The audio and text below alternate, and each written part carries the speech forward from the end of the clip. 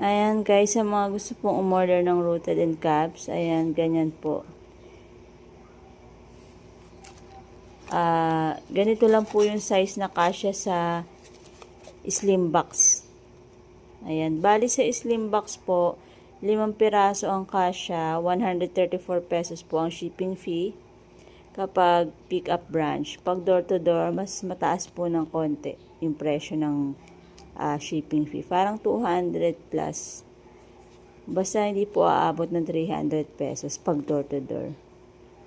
Ayan, ganyan po siya. Meron siyang karton para kapag nilagay po sa box, for example, ganito po Ayan, kahit bumangga po ito dito, ayan, hindi po maano yung halaman kasi mauna pong tatama yung karton.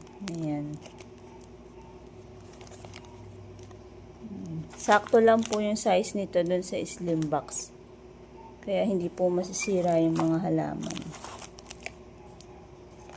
Ayan, parang ganyan po siya, 5 piraso kasya.